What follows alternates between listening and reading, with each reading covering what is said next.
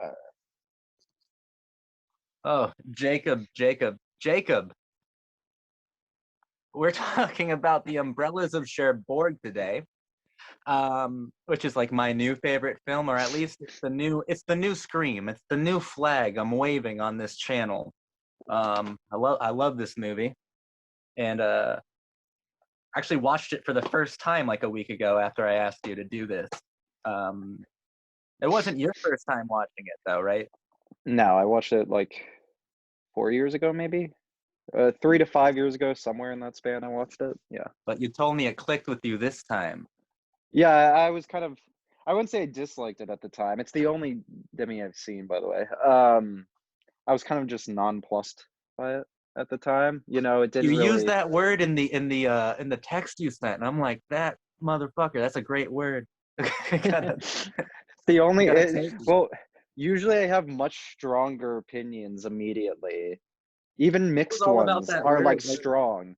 Like I wa- I, I saw Gladiator again the other day, which I haven't watched in like a decade, and I hated it then. And this time I was like very middle of the road, but even that I had like strong opinions, on right. my middle of the road stance. This, when I originally saw it, I was just like, n- didn't have much feeling about it. But this time yes, I liked it much more.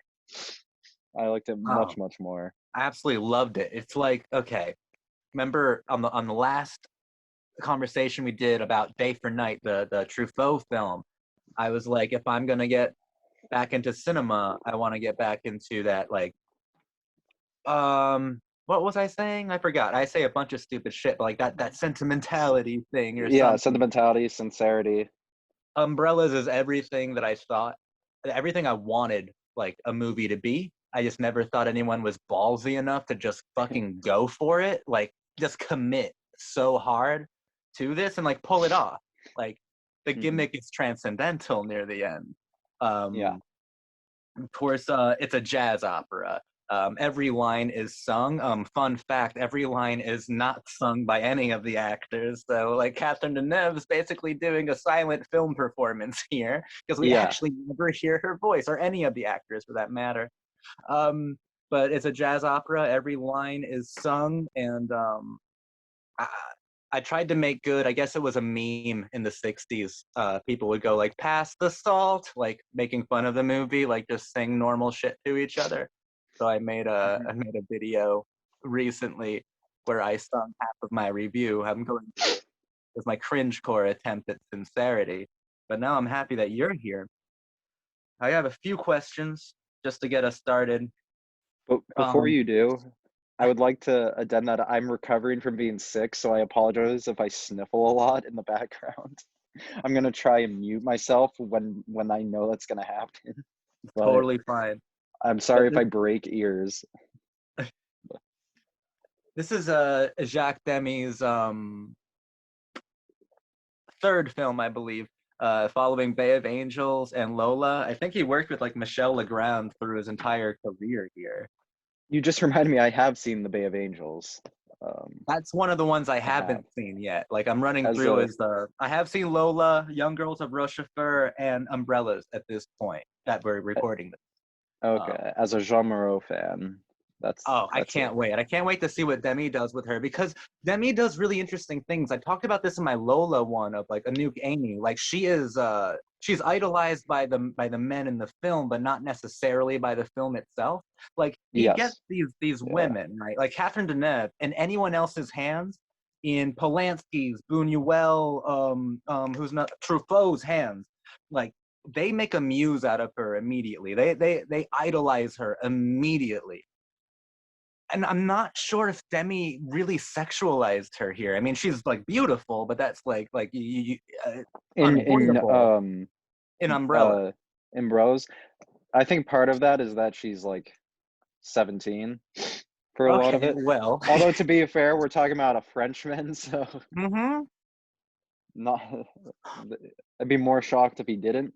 But no, I know what you mean though. I agree. I agree. just that like She's like her not really in deified. particular.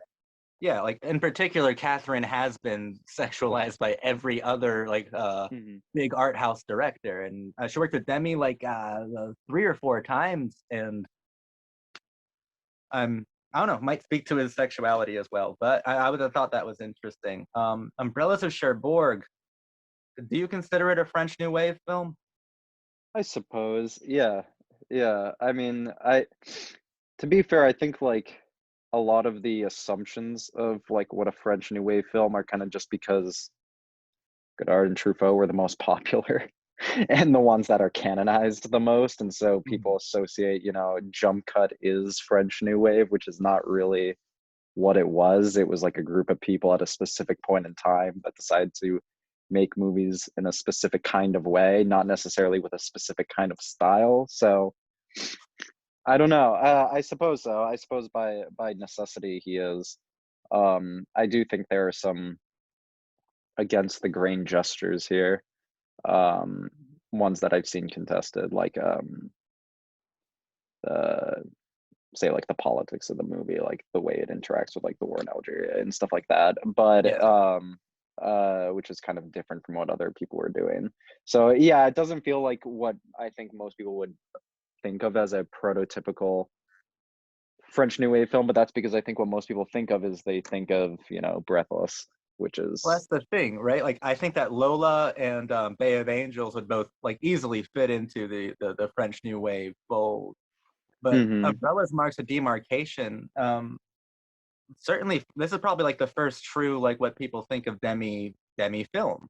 Um, yeah, the yeah. colors are extraordinary. The music is superb, and the entire vibe is just kind of perfectly crafted and held together.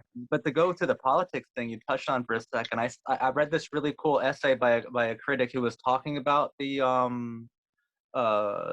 absence of and like how the absence like speaks so loud to the film as well. Um, I think I might have read that same one, although the one I read was like largely negative towards the film, whereas I'm more positive. But Yeah, I've also seen Agnes Varda ask this question about like Demi's politics, or like Demi himself being asked like, "Why aren't your films more political?" Kind of reminds me of that fucking Day for Night part. Like he might be the true the true yeah, Truffaut yeah, of like, why don't you yeah. make political films? Why don't you make erotic films? He might be like the true version of that. I mean, Truffaut was a little disingenuous. I feel like there is a political component to this though, because There like for is. one, it acknowledges the I mean, it's it's kind of I guess a I don't know if this is the right word, but kind of solipsistic because I don't think it's like perfect. I agree with like at least what I read that like Algeria literally doesn't even show up in the No. movie in any way. It's a very abstracted thing, like a very the notion of a war going on is super abstracted. It's super peripheral to the movie, but it's still there and it's also presented as this thing that's like an unjust thing that causes the conflict of the Yeah. movie, which is I think interesting because um maybe I'm jumping ahead, but like originally, I was actually thinking while watching this, I'm like, I feel like this is kind of something I would normally hate, like narrative wise, like story wise, like what it's actually trying to convey, but I like how it's doing it here, which is because normally I would say, I'm like, no, they should have been together anyway. It's bullshit they weren't, Like I feel like that's maybe my immediate inclination. Maybe I'm too much like No. Truffaut. I'm too much like Truffaut. I'm too, attached to that kind of narrative. And I'm like, I see less like the happiness of them moving on than the sadness of them never being. But like that's neither here nor there. Yeah, Because I but feel no, but like the that's threat that. to that is the war, So Well, the war is the catastrophic event in the film. It's what makes the romance tragic. I mean, that's the yeah, catastrophic thing that tears them apart, and yet you never see it. But it has like in its absence, it speaks volume. And you yeah. definitely see So the effects. Like Guy is not only like heartbroken when he gets back, but he's different. yeah, yes, yeah. He's both physically and mentally because he damages his leg. I think he gets shot, right? Or he Yeah, shrapnel or I something. think yeah, he walks with a limp now, and I think it's That's what such it a was. Yeah. tragic return. Like not just because of the heartache, but because I remember Guy smiling at that automobile shop, like talking to all his friends. Like you remember it. The colors are so vibrant, and like the color texturing of the return is a bit more depressing. So like everything hits a bit harder. That ending though is really complicated. I like that you brought up that it is like sophisticated in a way, because it's not just like you have to feel sad that they're never together, mostly because it's like Demi's goal with this film was to like make you think of your first love, right? Like make you think of that first love, of maybe not the one that got away, but like the first one that made you crazy. Um, it might have been like a secret philosophy of his that you never end up with the person that you loved the most or something. I think even Barda like expressed some like, well, I hope that wasn't that true. Um, but Yeah. it's neat at the end. Like I don't just feel sad for them not being together. I like that you said like there is happiness though too. The last thing you see is him having a snowball fight with his son and like with his wife. Yeah. Yeah. Like there is acceptance of it, but it's like I don't know, identifying the tragedy in happiness. I mean, you can view it like hyper politically and be like they were deprived of their true character, their true desires. They were alienated from themselves because of war and also because of like labor. You can say that, but I think that's pushing it a I, bit far. I think both are true because I think it's like, well, no, at least they're happy, but it's like, yeah, but But they they're could. happy at the cost of having to like make a sacrifice. Yeah, yeah. So You have to admit that like they're not living up to their like maximum virtue. Like being yeah, together obviously was what was so magical about them. It gave them both like the reason to live, and I don't know, it was pure.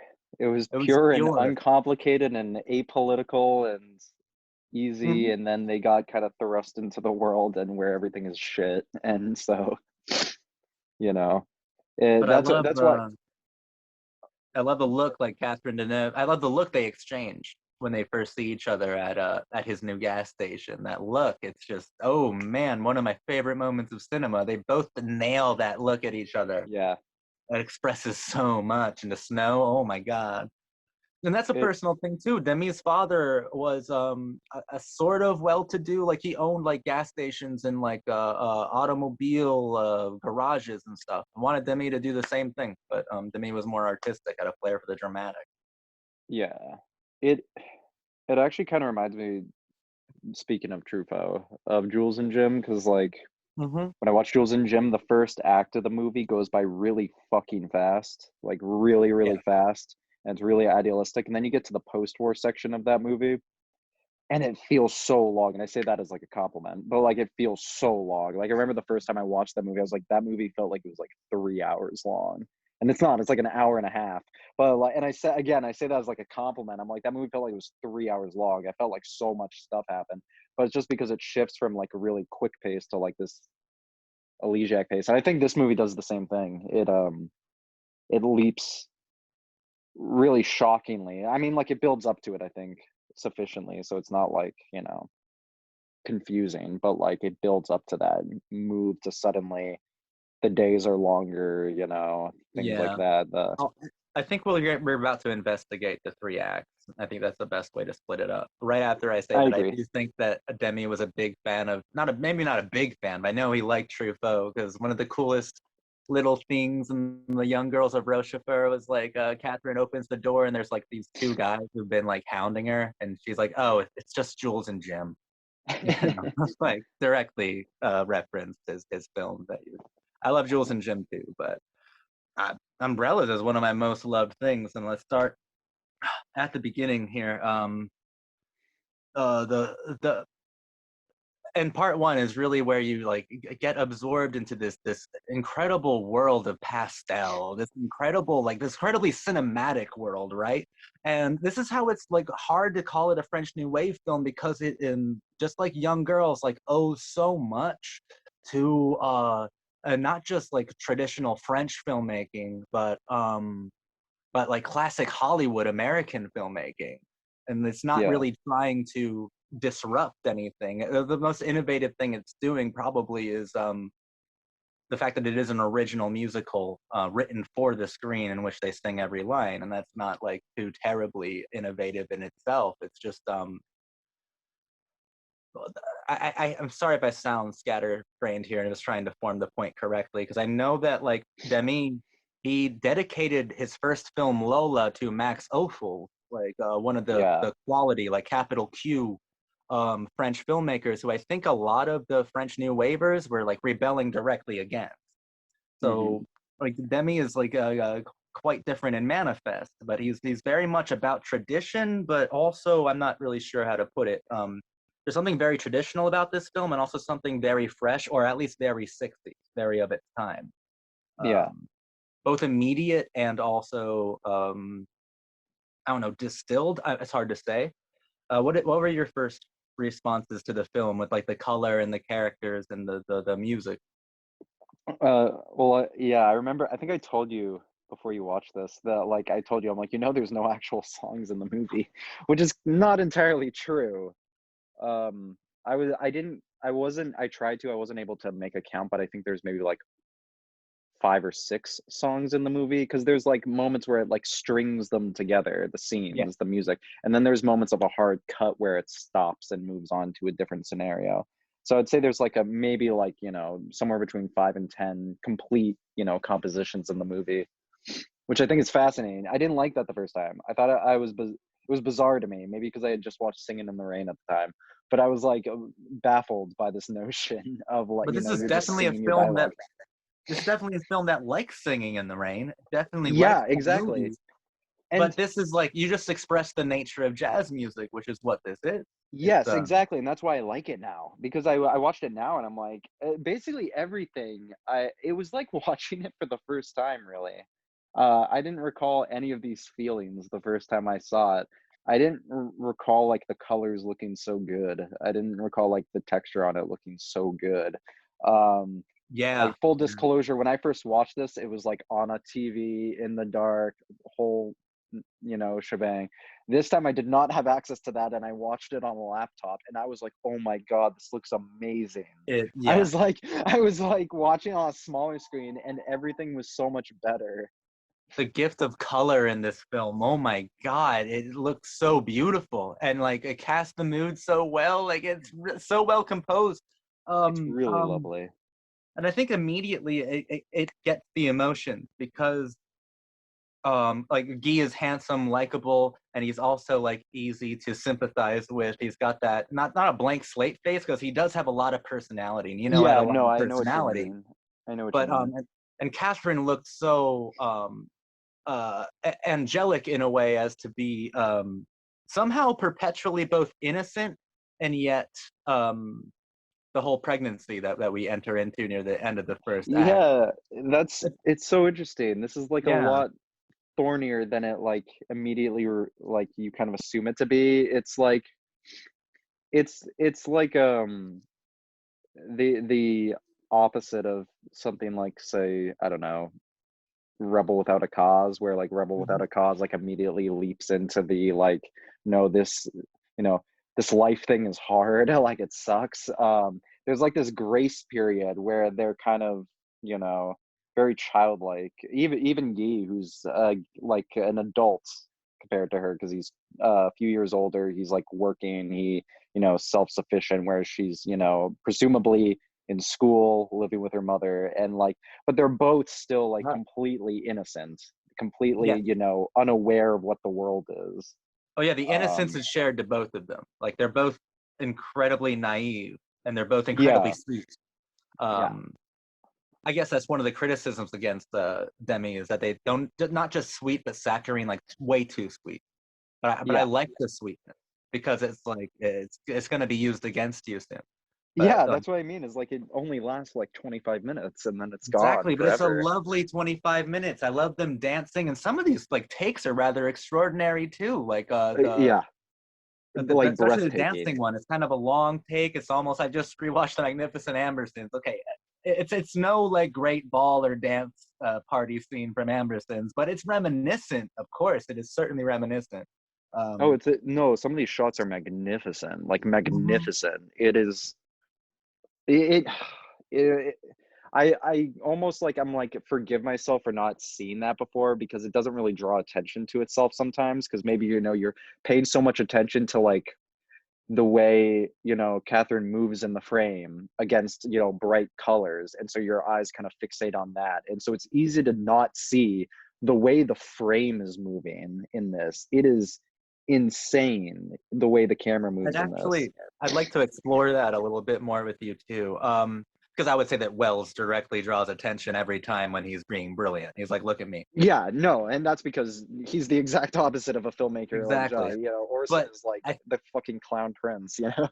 but she does that in Ambersons. And Ambersons, while better composed, is also a mutilated film, so it's hard to compare the two. But what you were just saying, like that's what I find most fascinating about musicals, and especially Demy's musicals. And also something else that separates it from the French New Wave is that when I think of French New Wave films, I think of films that draw attention to themselves as well. Yeah, of Maybe not in course. like a show-off way, but in a postmodern meta kind of like a Godard kind of way of like, this is a movie. This is remember, Yeah, we're watching a yeah. movie. It I This is feel like composed. I feel like people now might go as far as to say it was kind of like, self-absorbed, but like we have to remember at the time they were all like poor and like, they were all just writers that were making movies And for as they cheap were as they at the could. they were at the age where you should be self-absorbed, and it's the most Yeah, forgivable exactly. time to be. They were taking the points from Citizen Kane, which is that, you have access to this, do whatever you want, and get away with it while you can. It was that kind of attitude. And I agree, it's not really here, that mentality. It's really not.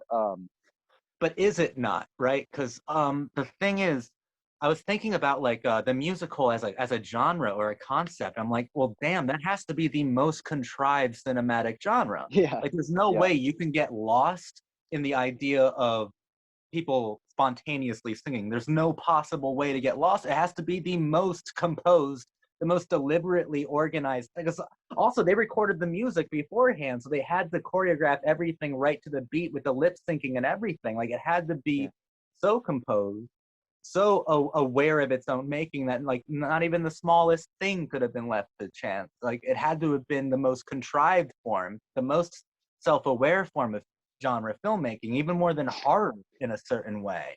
Like, yeah. let me know if what I'm saying makes any No, sense. no, I What I've been agree. I thinking. agree.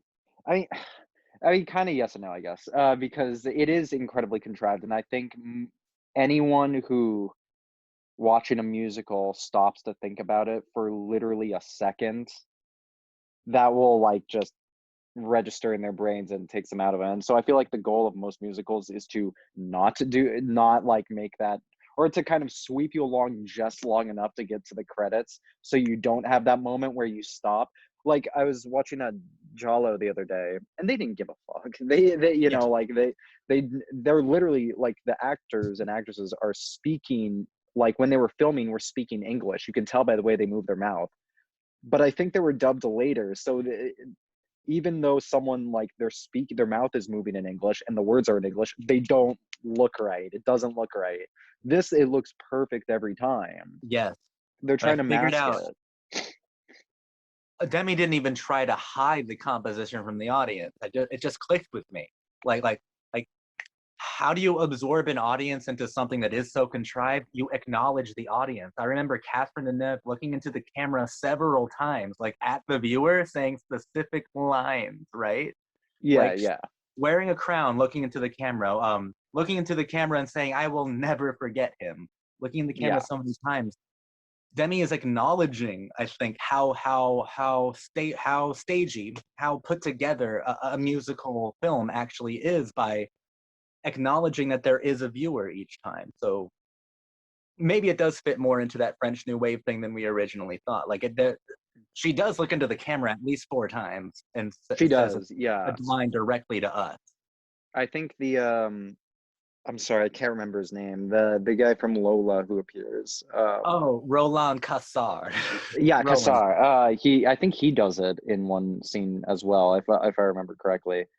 But no, I Yeah. agree. But then also, I feel like this is trying to like mask that sometimes because by design, this doesn't really fit a lot of the normal musical Yeah. things, tropes. Like for example, beginnings and ends to songs.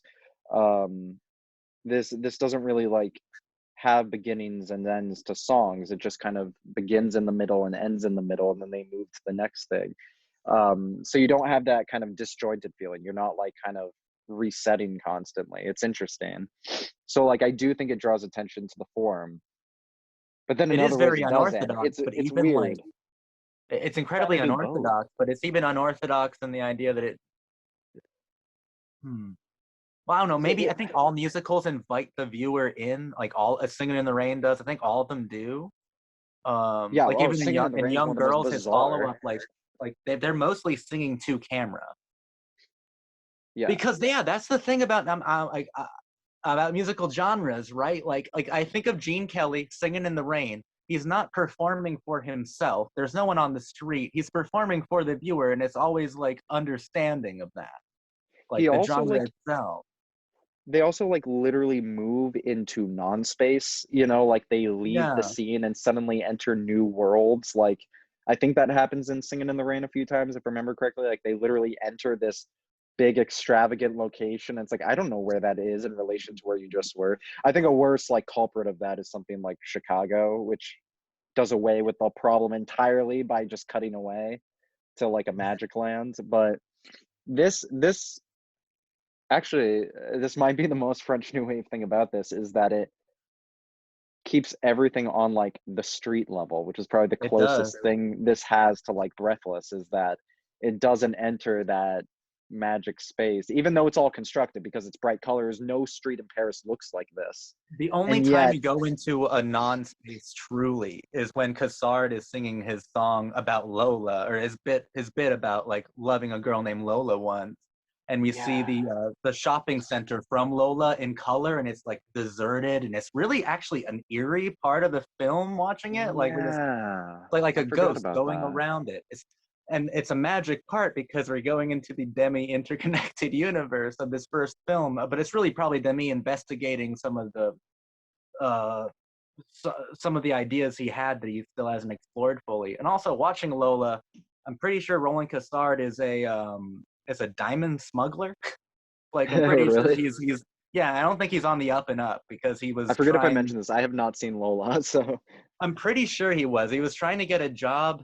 Like some guy offered him a job to smuggle diamonds and jewels, but like that guy got arrested. But then he's like, I'm gonna try to do it anyway. So like I think he is a criminal. Like I do. okay. Or But by the time of this movie, he's like got away with it, and now he's on the top, and he can just do things the yeah. right way. But I suppose that Roland's just destined to love women who don't actually love him. Is what happens here. And in Lola, he's like I would call him like a cringe existentialist, really. Like he over intellectualizes love so that there's no texture to it anymore. Like he's got big simp energy in it, and it's kind of transferred over here. Um, It, it's interesting, or like it just stood out to me that like we don't actually know Genevieve's like feelings for him at the end of the movie. I mean, like with Guy, we know at least like loves his family, but Genevieve's life after she gets married like is a complete enigma. We don't know anything about it. We don't like yeah, know her feelings about any of it. I feel and like the yeah, immediate assumption is that she's like kind of just,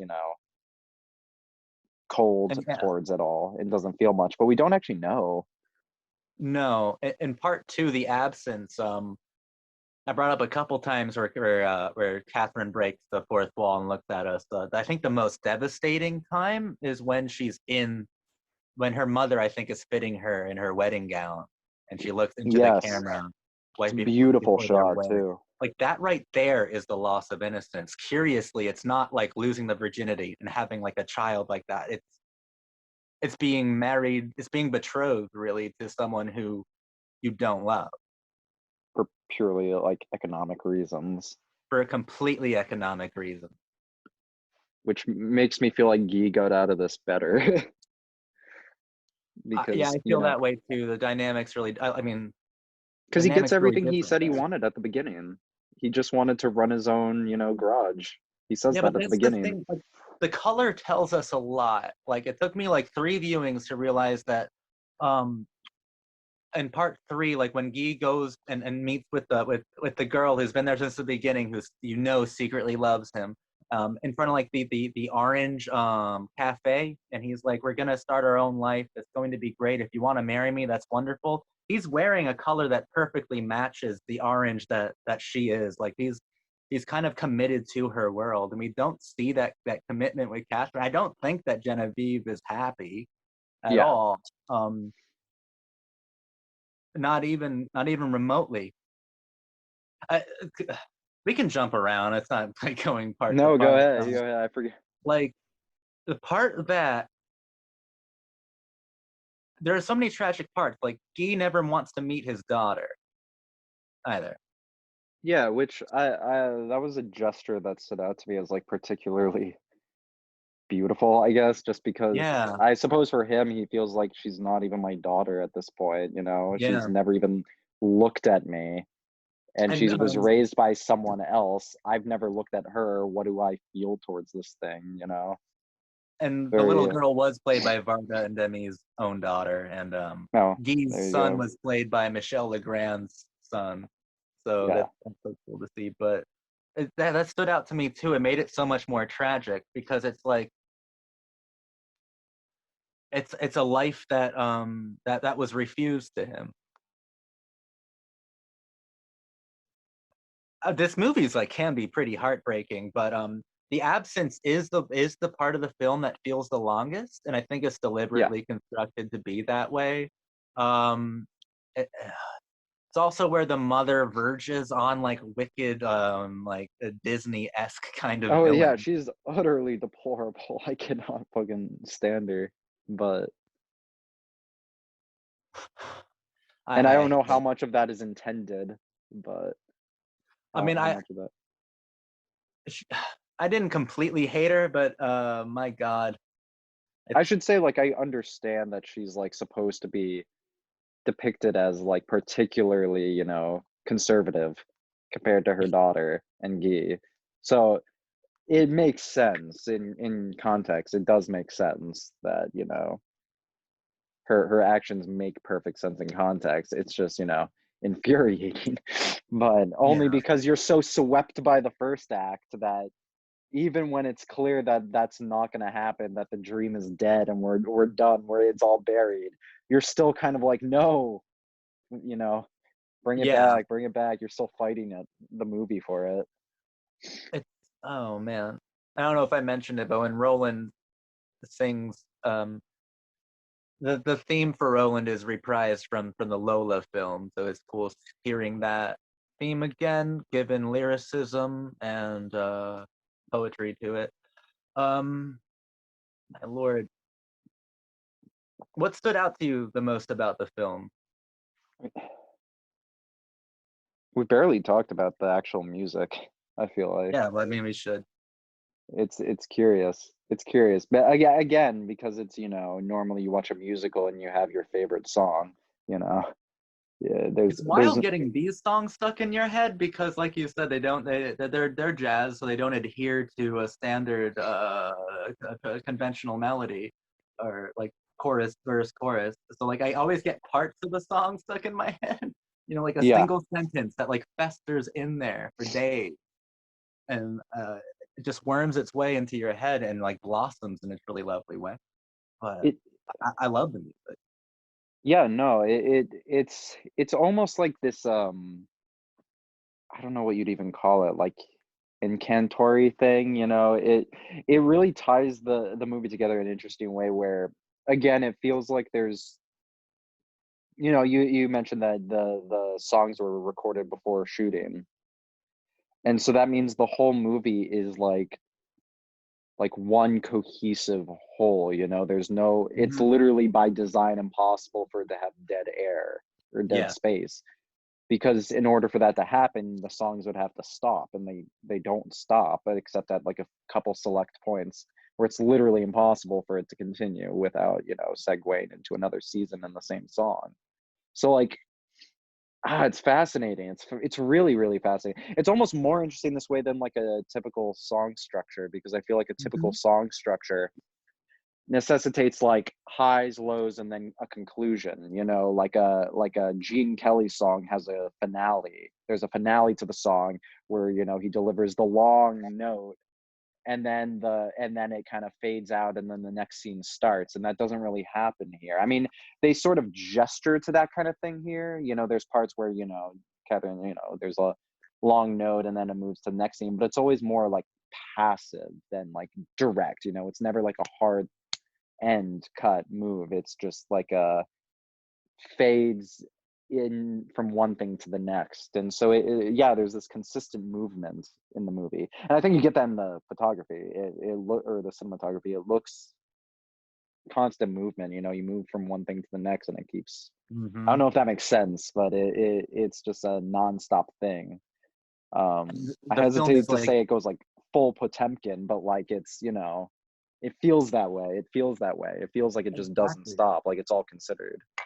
the amount of work that went into this film, like being intricately designed to the composition of the music, is really intense to think about. But yeah, since it's a jazz opera, and an opera might have peaks, but not necessarily in the traditional sort of way. And then jazz is even more untraditional than the opera.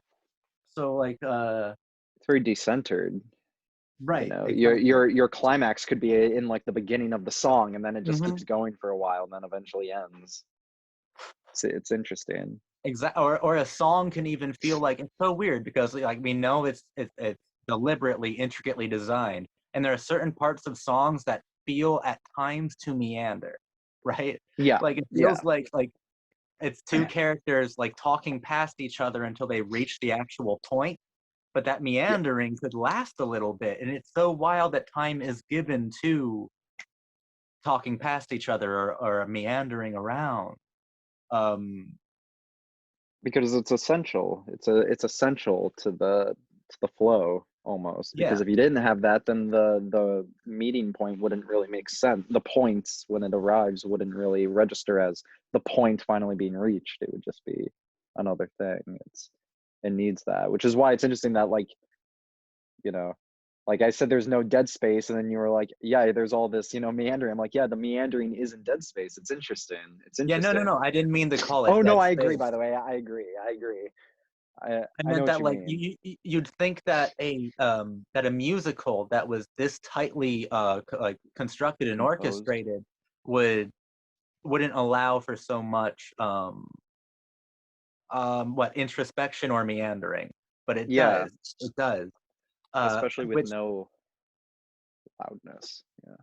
yeah, and I think part of that is probably to really because it's jazz, so it's like letting the melody not only build up to but to actually form into something coherent, so that when they actually are singing things that matter, like it's part of like a bigger rhythm that Yeah. flows more interestingly, because jazz has to create its melody like almost in an organic kind of way, or at least sound organic, whereas an opera never stops either, so it keeps going. No, Hmm. the music part is really fascinating. It's just difficult to like express fully because it was written not only to be theatrical, maybe to be theatrical second, but cinematic first. And you don't deal with too many musicals that were written specifically and only like for the cinema. Like you don't deal with too many. Most musicals are adaptations. I think Singing in the Rain, as we're bringing it up so much, is one that was written for the cinema, but most of them aren't. Most Yeah. I musicals mean, as we know them today aren't. I think of maybe something like Meet Me in St. Louis and stuff like that, but even then, there's still kind of that kind of feeling subjected to like normal movie Yeah, flow, where the way Manelli does in that film is that they are singing, but like as like normal people who just in a specific context where it makes sense to start singing to people around them, or maybe not all of them in that movie, but like some of them work that way, like the family's all together for Christmas and they sing a song, sure enough. So like it makes sense, but like this is very different. This is very, very different. It's I and don't of know. course, I just a musical allows you to be as exaggerated or melodramatic as you want to be, but even like 100 times more than is normally acceptable by just simple dialogue driven narrative. And it's cool that it is like two young lovers because I mean they would be granted more access to melodrama than anybody else, and now they have a musical to do it to, so it's like a million times fold, like over and over they can be as as dramatic as they there's no ends to it really, like, it's interesting though because like I keep saying it's interesting though, but it's interesting though. I just feel because like I keep saying that because there's so many like points where I'm like, yeah, but then it also does the opposite. It's Yeah, fascinating yeah, to me in a good way. Like it does this constantly because like I feel like yes, this is like the most melodramatic situation, especially at least the first act. But really, the whole thing is melodrama to the core. It's as melodramatic as it gets. But then also, as far as like musicals are concerned, the acting is very different from what I expect from a musical, like you don't see acting like this in like a Fred Astaire movie, You don't see this in like part of the appeal I feel of someone like Gene Kelly is like the his face, it's very expressive. He has an incredibly expressive face. And I feel like musicals generally pull more from silent films than anything else because they rely on the yes, face in that way so much. But you don't get that at all here. They act like they're again, like in a goddamn Truffaut movie. They act like they're in a normal drama film, but they're singing their feelings like it's true. that episode of Buffy. It's like they're being they're expressing emotions in a very melodramatic, Yeah, extremely melodramatic way. And then at the same time it feels like it's incorporating things that are like you wouldn't normally expect from that type of movie, acting yeah. wise. Like you wouldn't normally expect someone in material like this in the context of a musical to act in this style. It seems different. It's strange. I don't know if you agree with that, but it's just I I don't think I know. think I do, like in comparison to like the young girls of Rochefort that he followed this movie up with that actually has Sure. Gene Kelly in it. And in that one, it's a bit more traditional in that it's not all sung, but each song is done almost as a variety show, like with everybody Yeah. participating in the same grandiose musical, right? Yeah, that's what I mean. Here, This is you're like the right. antithesis. Exactly.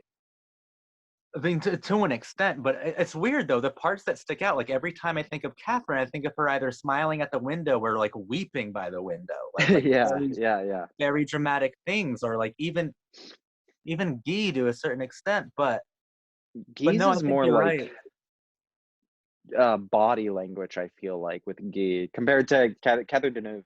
Is like face acting a lot, whereas I feel like the actor for Guy, I don't know his name unfortunately, is body acting a lot more. Yeah. There's even I maybe I'm misremembering, but I feel like there's a lot of shots where he is like pivotal to what's happening on the screen, but you're not actually seeing his face clearly. Like say moments where he's looking at his godmother on her bed, Yes. like before he leaves for war, and then when he comes back from war, he's like he's a pivotal character in the scene, but he's like looking down at her away from the camera. And I think you get that, if I remember correctly, in the final scene with his child. So I feel Yeah, like he I body think I acts a agree with lot. you in the same way that you agree with me in that like yes, but then they do the opposite. Like I think it's the Yeah, same yeah. exact It's like thing of like yeah, but it's not casual, right? It's not casual. It's like it's still extremely heightened by design, but is it?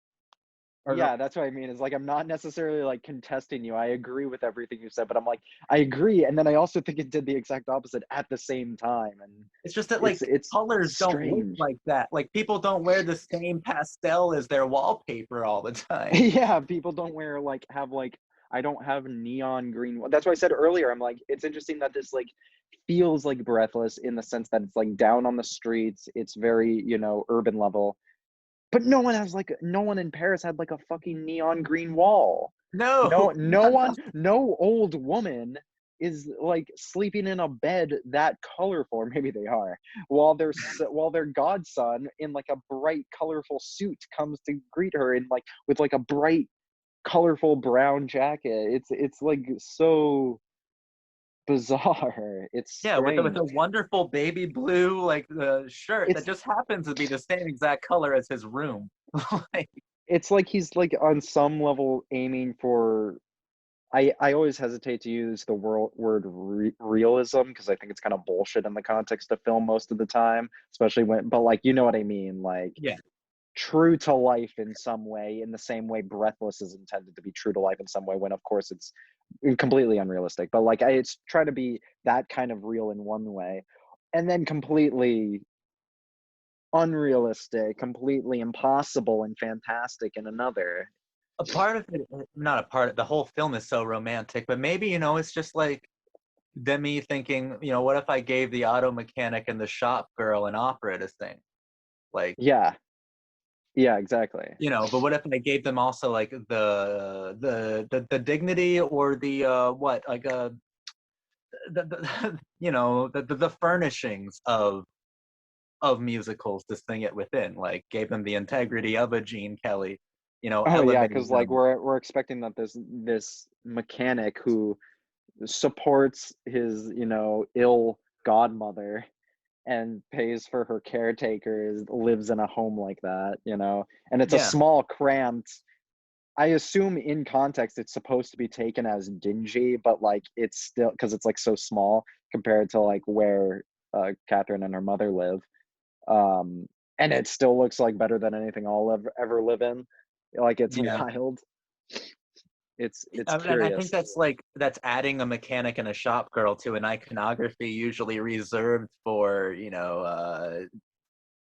very specific archetypes, I guess. I don't know, very specific characters type, or I don't know. They fit in like with the traditional character types, but they're normally not mechanics and shop girls, even in operas. Yeah. No, I agree. I agree. It's Oh, this is a fun one. This is a fun one because I can't say anything really definitive other than that I love it. Like it's hard because yeah, it's mostly because like it's it's simultaneously street like a level, but sim. it elevates the street uh, to like the most fantastical. Like Hollywood couldn't even equal this street and how amazing it looks. Like it Yeah, elevates compared the to like people something on the like street, but I don't think it like I don't think it does them wrong. Like I don't think it fetishizes like the like working in a automobile. I don't think it like I think it's it really good, right? it kind of does, I think, at the beginning, but only in a naive way because like Guy is naive. So you're introduced to Guy, and it's just him and the boys, getting work done, Right. and it's very like a romantic But notion of that's very working with. similar to like most anti-war movies that'll show like the kid being like really happy with a group of friends and then coming back and doesn't even recognize them anymore. Like that Yeah, type yeah, of thing. he hates his job. We Yeah. forget we've like not even really discussed the return We will right section. after I say this really quick. I love at the beginning, Demi draws attention. He does draw attention a little bit in a cheeky way of like, what are you seeing tonight? Carmen? Like, I'm seeing an opera tonight. I don't like operas. I like movies. Movies are better. Yeah, but I'm going to see the opera. Yeah, but movies are way better. So it's like Demi is talking about maybe uh all of the contradictions are going to be talking about like compositionally. The idea of I don't know. I just thought that was cool and cheeky Yeah, and fun. it's That's really the good. new moon line of the movie. The Yeah, it is. the It like is. the moment where they're like, why do movies have to be like But we can go to the return now, which starts at Guy standing in the rain at the train station. I mean, I do want to talk about them like saying goodbye and just like how Oh yeah, I love beautiful the this shot. music is. Like they're marathoning over each other, and their like harmonies are like building together so in such a lovely and tender way. And the way that train leaves, and then she stands there. We see the sign for Cherbourg, like leaving in the distance. It's all so wonderfully done.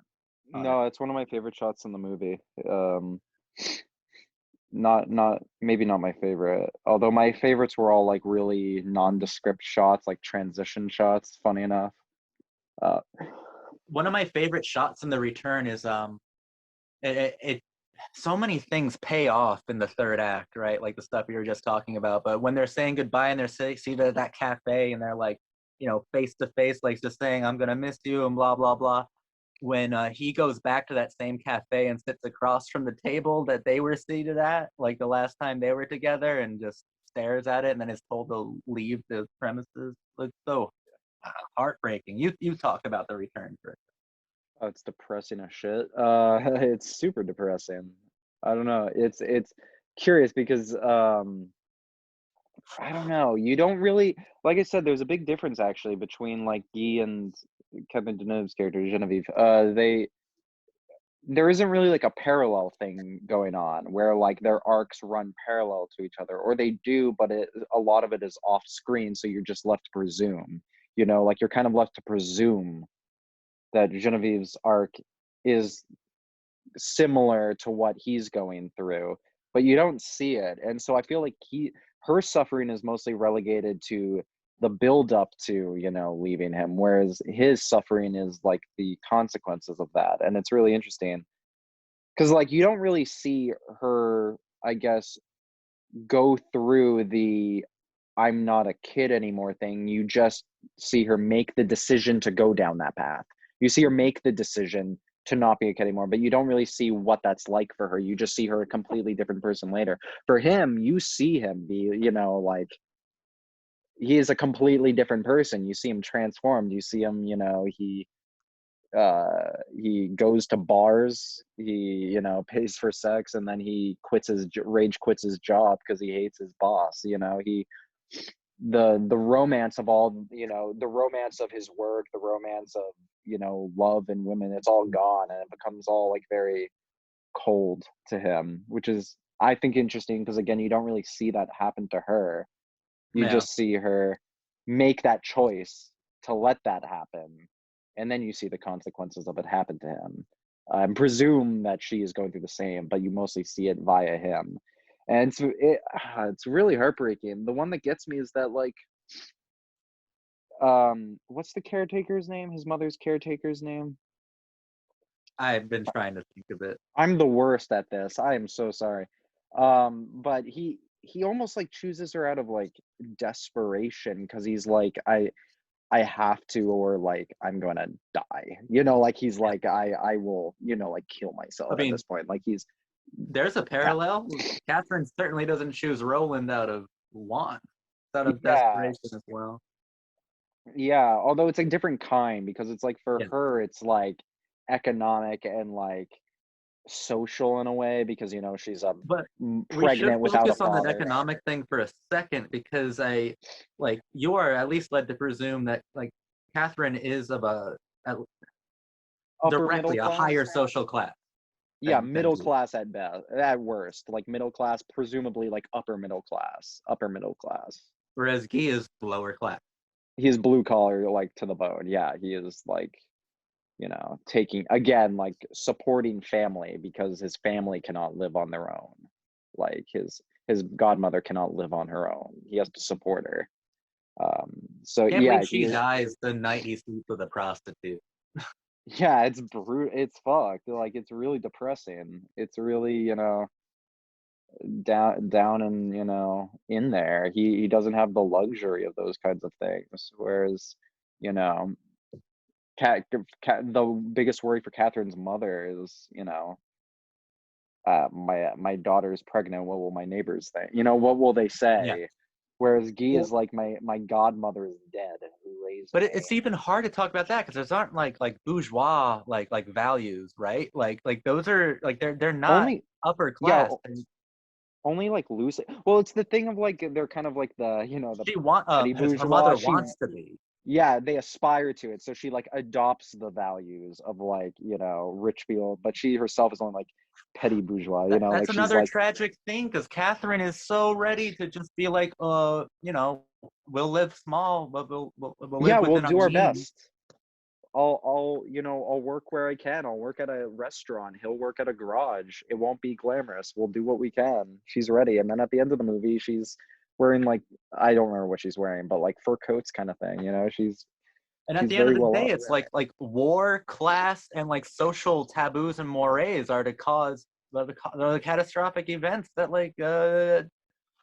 that stripped her of her not only her innocence but of her dignity as well. Because I totally believe her, not just in a naive way of like, yeah. If the Yeah, war like, never happened, if no one cared about these kind of social mores, like they would be together and they'd be and they'd be happy. fine. Yeah, Yeah, that's it. That's what I meant at the beginning where I'm like, I hesitate with these kinds of narratives sometimes because I feel like they're just kind of defeatist and they're kind of just, well, this is just how it is. You got to learn to grow the fuck up and accept that the world sucks. And it's like, well, what if the world shouldn't suck in these ways, yeah. like which is why I'm drawn to the narrative here though, is because I feel like it calls attention to that. And I guess you could argue that like the way it handles the Algerian War is kind of, indifferent or colonial only in the sense that it kind of like you're not brought into like the struggles in Algeria. You don't see Algeria. I don't think you really need to though. It's No, not at incredibly all. irrelevant to the plot. So I realize like a movie with a plot like this wouldn't exist if those kinds of like things weren't going on, but like nonetheless, I think it's largely irrelevant to the plot. It's But mostly just the abstract notion of the thing is, war. I think that its irrelevancy to the plot is relevant. Like the fact that Guy Yes. is sent over to this place that he could not care less about. Like it's just a thing he has to do. Like Yeah. he doesn't Yeah. have allegiance, so to speak. He just has to go. I think that its irrelevancy to Guy is telling, is really telling of like we are stripping these, we are making these kids like do some shit that they don't even understand or talk about or really want to do, That's and why I'm like, depriving them of their cinematic moment. yeah, no, I agree. That's why I'm like this. It's really compelling the way this movie deals with those things because it kind of leaves them to the periphery a little bit, but they're just there enough that you can't ignore them. It can't be Yes. ignored that those things cause problems that otherwise would not exist. The tragedy is not that life sucks. The tragedy is that, Guy was poor, Yeah. or that And like it does hit on like Genevieve. the personal heartstrings of like it hasn't happened to me yet, but I can only imagine like seeing like the girl or your partner that you were with for like years and years that you didn't end up with. Like it'll happen. Like you run into them somewhere and it has to, I don't know, it's so palpable. Like the emotion is really strong Yeah, and it just it has grabs onto happened to me at me. the end. Yes. It doesn't let go because I know it's going to happen. I know it'll be like that. And it's a beautifully tragic moment. But Demi is an optimist at the end of the day. And like, I thank God that he ends it on the snowball fight, Yeah, I agree. I very much honestly, agree.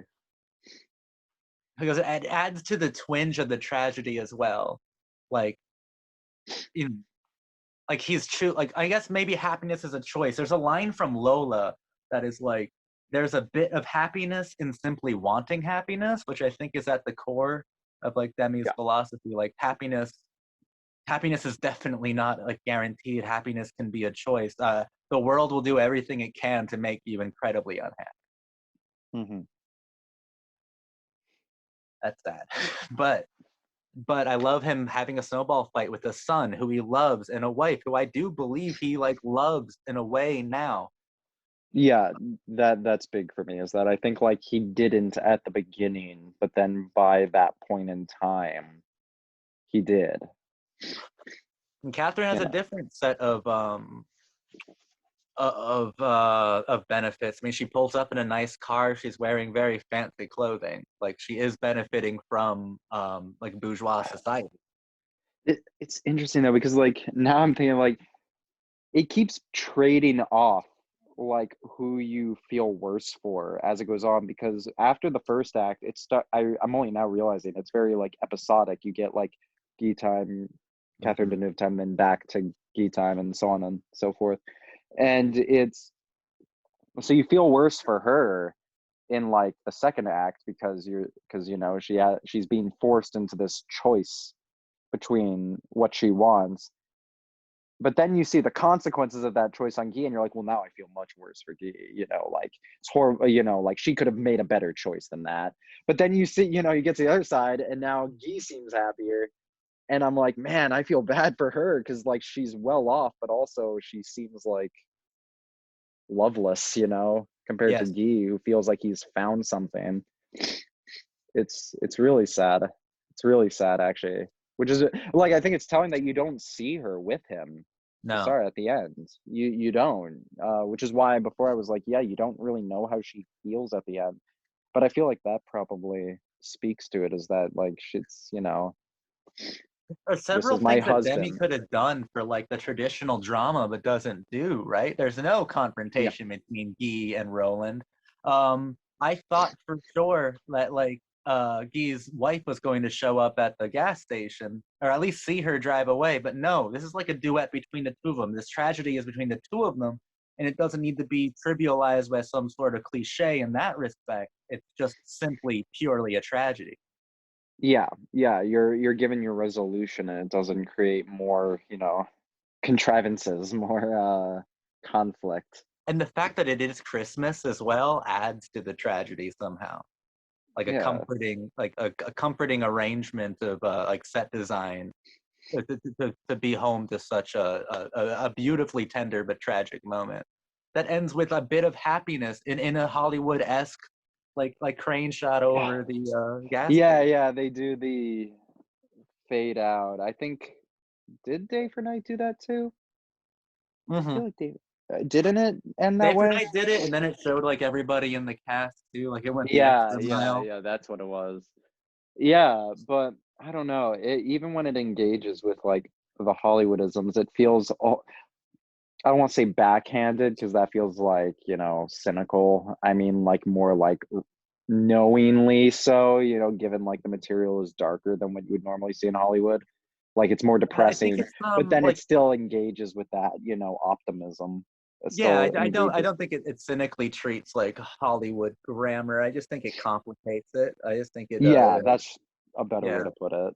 That's a better way Because to put I it. totally think that Demi loves some of the films we've talked about here, like Singing in the Rain, and like, and by his own admission, like he loves admission. He loves the Carnet and Ophuls and the classic French filmmakers that most of his contemporaries would reject. Like Yeah.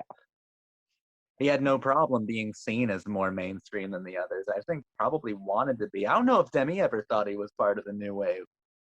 Maybe with Lola, but I don't know anything else. Yeah. I don't know. I don't know.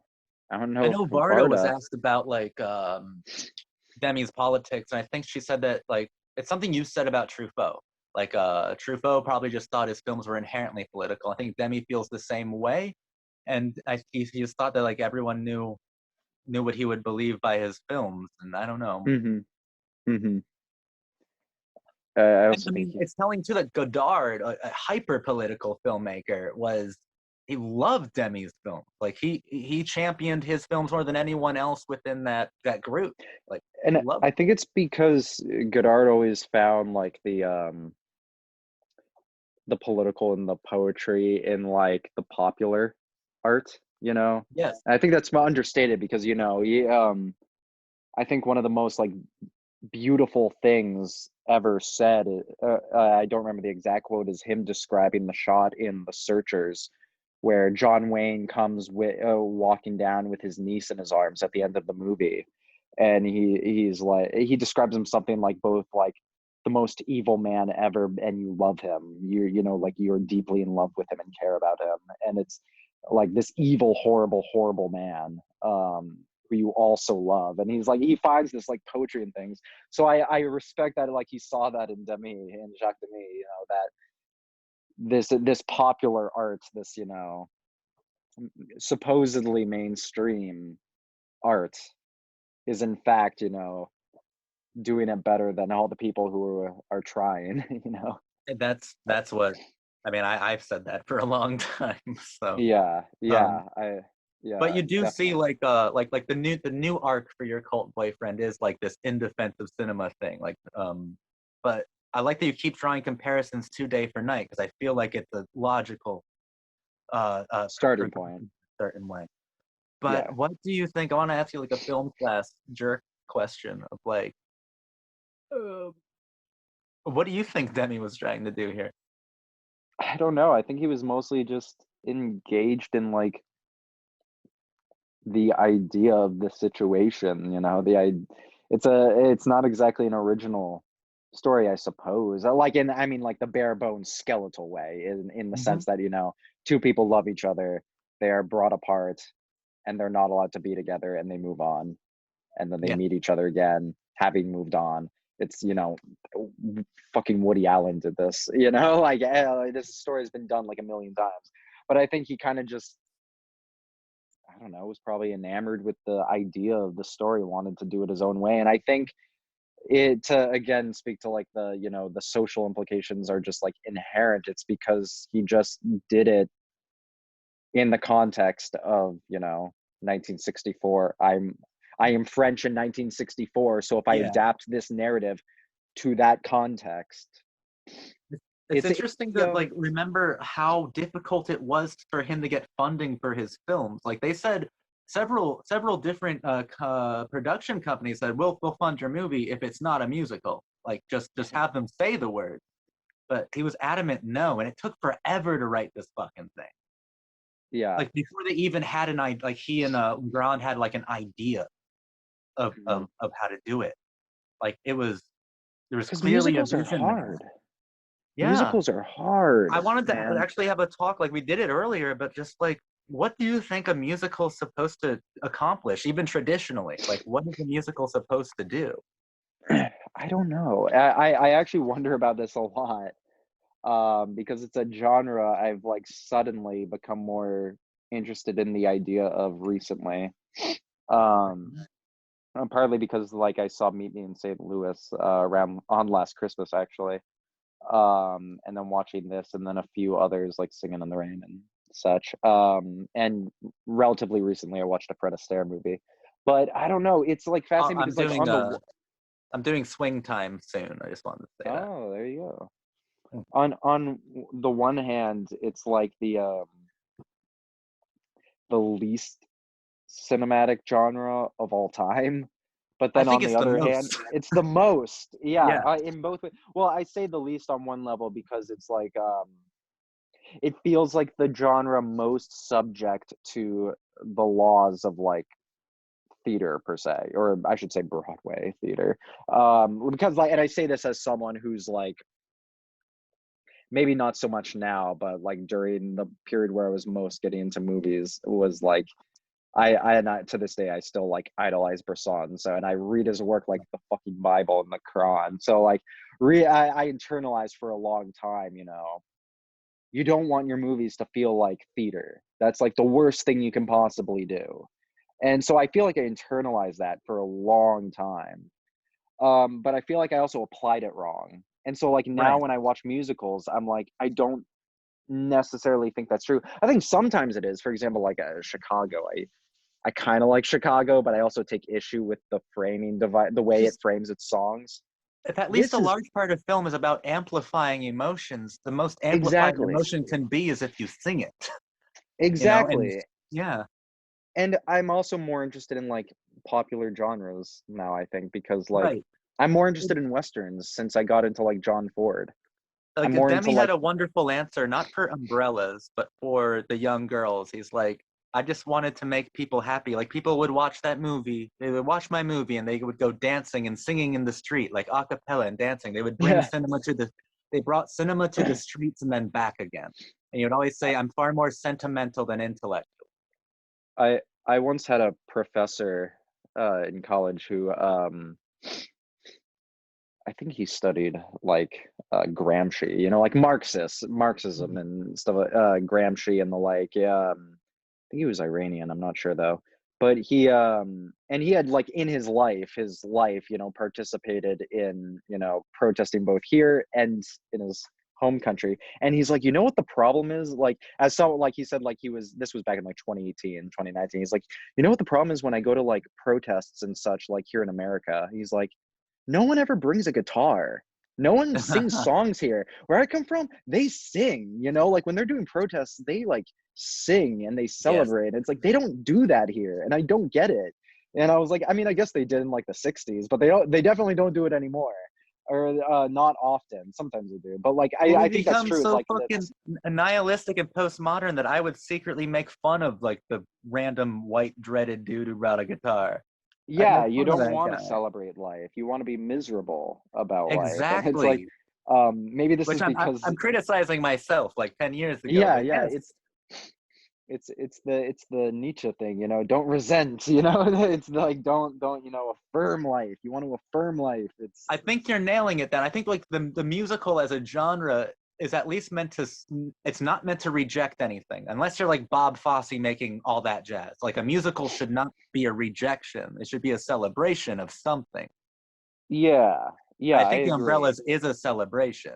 Um, Yeah, and it's maybe a quieter one than some other yeah, musicals because this is definitively not as loud as a lot of other musicals. This is like in a lot of ways much quieter, but it's also in another way characteristically very loud, you know, like emotion wise, like the emotions are very loud. yes. But Maybe that's why it's so hard to consolidate this so neatly into not only the 60s, but into the French New Wave, because it's not about rejecting anything. Yeah, it's not a reaction to anything. It's a celebration of I don't know, of love. It's a celebration even of loss. Even as it mourns the loss, it's still celebrated as an event that matters. Yeah, as like as the just trying to love. Yeah, I agree. Very much The agree. musical's a fascinating genre because I am starting to think it is like, if it's done right, um, which I think it's mostly done wrong. When it's done right, it has the capacity to be the most like genuinely cinematic art form. But you're right, when Yeah, it's done wrong, when it's done like when they're adapting Broadway into a film, it doesn't work too yeah. well. Like a Rent or a Chicago or you name it. Really, any Broadway one that's done that way, it doesn't work too well because it It does feel like theater. And I do agree that like film shouldn't feel like theater because theater is still a viable thing. You should just go. I mean, it kind of betrays cinema to be completely theatrical in that limited sense. But nothing about Demy's film is limited, even though its scope is rather small. It feels vast and it feels nothing if not completely cinematic. I think because it was designed to be cinematic. They didn't think of a curtain. They thought of painting the wall. I don't know.